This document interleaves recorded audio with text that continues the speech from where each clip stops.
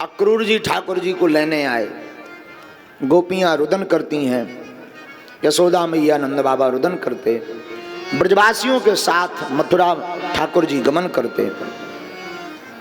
हमारे गोविंद मथुरा में भ्रमण करते, धोबी मामा जी का वध करते, नामदेव जी के यहाँ पर अपने सहपाठियों मित्रों को वस्त्र सिलवाते, सुदामा नाम के माली पर कृपा करते ठाकुर जी, और 3 जगह से टेढ़ी कुब्जा पर कृपा करके उसको सुंदर बना करके प्रकट करते।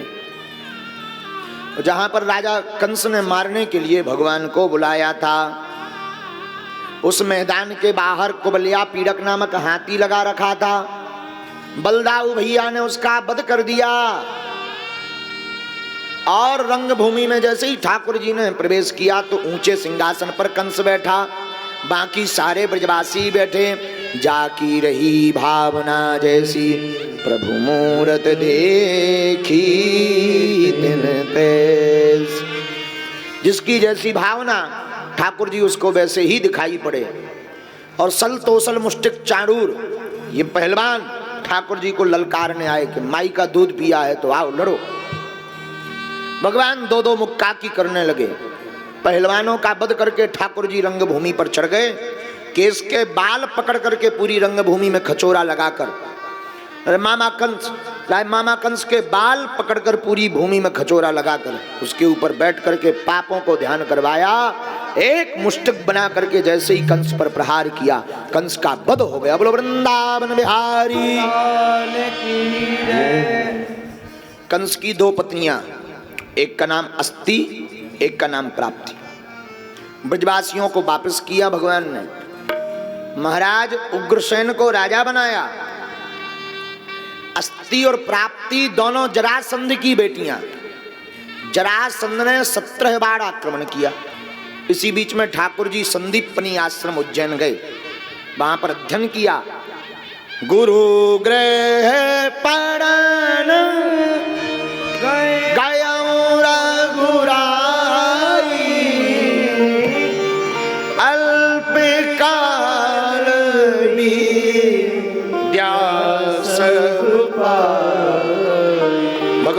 अल्पकाल में ही विद्या अध्ययन प्राप्त कर ली। और विद्या पाकर के ठाकुर जी वापस आए तो 18वीं बार जरासंध ने 35,000 ब्राह्मणों को अनुष्ठान पर बैठा दिया।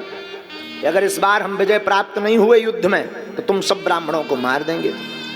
भगवान भक्त वत्सल हैं। अनुष्ठान की रक्षा करने के लिए बीच में ही ठाकुर जी युद्ध छोड़कर भाग गए और द्वारकापुरी में जाकर के निवास करने लगे। भगवान द्वारकाधीश बन गए। बोलो द्वारकाधीश भगवान की। उसी समय एक भीष्मक नाम के राजा थे, उनके 4 पुत्र 1 पुत्री। बड़े पुत्र का नाम रुक्मी, पुत्री का नाम था रुक्मणी। राजा तो अपना ही बेटी का विवाह ठाकुर जी के साथ करवाना चाहते थे, लेकिन जो रुक्मी पुत्र था वो राजनीति में फायदा लेने के लिए अपनी बहन रुक्मणी का विवाह दमघोष पुत्र शिशुपाल के साथ तय कराया। पिताजी को आकर बताया, पिताजी परसों बारात आ रही। पिताजी बोले कहां से? दमघोष पुत्र शिशुपाल के यहां से। पिताजी चौंक गए।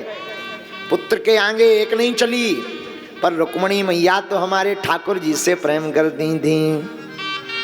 उन्होंने 7 श्लोकों का एक पत्र लिखा। ब्राह्मण देवता ये दे आओ ठाकुर जी को, अति इमरजेंसी है। भगवान ब्राह्मणों के बड़े सेवक। ब्राह्मण को आता देख ठाकुर जी अपने सिंहासन से उठकर खड़े हो गए, दरवाजे तक लेने गए। ध्यान देना, गुरु संत ब्राह्मण भक्त ये घर पर आवे तो मदांधता में बैठे मत रहो, खड़े होकर के स्वागत करना चाहिए, इससे उच्चता प्राप्त होती है। ब्राह्मण का स्वागत किया, भोजन कराया। अब बताइए भगवान कैसे आए? महाराज ये इमरजेंसी कॉल आई है। पत्र पढ़ा, उसमें रुक्मणी जी ने लिखा था, सरकार हम आपके बिना नहीं रह सकते, हमने आपको समर्पित कर दिया। हमारे पिताजी भी आपसे ही हमारा विवाह करवाना चाहते, परंतु भाई ने रोड़ा डाल दिया। एक उपाय है, हमारे घर में गौरी पूजन का नियम है, गांव के बाहर हम गौरी पूजन करने आएंगे, मैं अकेली रहूंगी, तब आप हमारा हरण करके ले जाना, लेकिन जल्दी आना। ठाकुर जी के 4 घोड़े, शैब, सुग्रीव, मेघपुष्पक, बलाहक, चारों घोड़ों को रथ में निभाया, ठाकुर जी विदर्भ देश पहुंच गए। तब तक बारात आ गई थी, शिशुपाल दूल्हा बनकर आ गया था, दूल्हा तो पी रहा था रायता। तब तक हमारे ठाकुर जी पहुंच गए। रुक्मणी के भाई रुक्मी ने कहा, पिताजी बारात आ गई, सगाई नहीं चढ़ी, सगाई चढ़वाओ, सामान ले जाओ। सामान लेकर राजा जा ही रहे थे, तब तक किसी ने खबर दी कि द्वारकाधीश भी आए हैं। और उस वक्त ठाकुर जी का नाम बड़ा फैल गया था, भयंकर। सोचा कि इनका स्वागत कर लिया जाए। स्वागत करने गए तो मंत्रियों ने सोचा कि शायद यही हैं दूल्हे राजा, दिखते ही वैसे। तो सगाई चढ़नी थी शिशुपाल की, चढ़ गई नंदलाल की।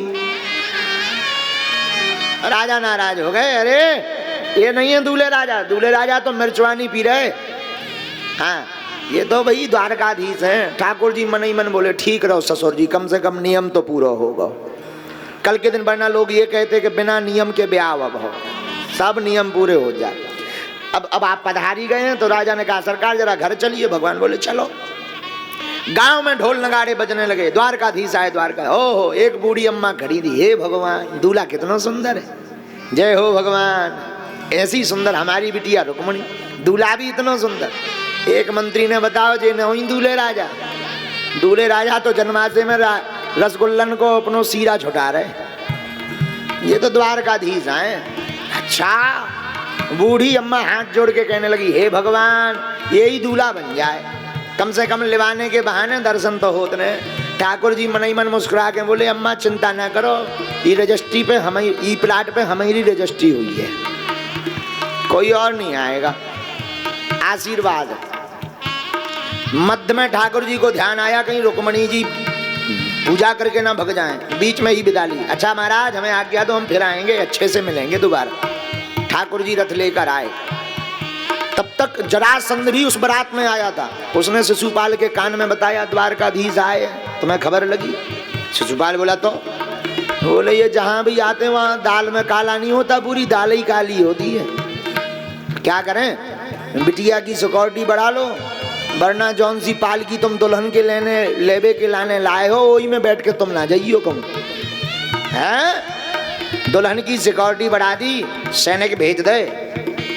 अब रुक्मणी मैया चौंक गई, हे भगवान हमने तो कहा था अकेले रहेंगे, यहाँ तो साहब भारी सेना आ गई। कोई बात नहीं,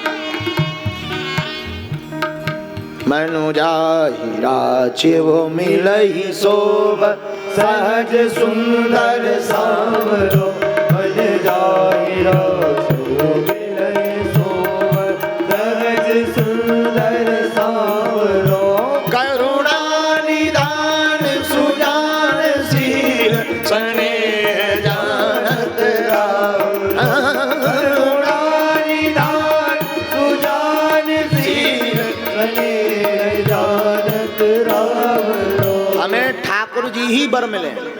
जब बाहर आई प्रणाम करके पूजन करके, आहा, अब सोचने लगी कि हम इनमें ठाकुर जी को कहाँ पहचानेंगे, पर वे सोचने लगी कि हमारे कन्हैया जहाँ भी होंगे अलग होंगे। तब तक सैनिकों के सामने एक रथ पर ठाकुर जी खड़े दिखाई पड़े, प्रसन्न हो गई। ठाकुर जी ने इशारा किया है, ये सेना चिंता मत करो। भगवान ने इशारा किया, रुक्मिणी मैया सिपाहियों की तरफ मुस्कुराती रहीं, रथ पर बैठ गईं और ठाकुर जी रथ पर चढ़ा करके ले गए।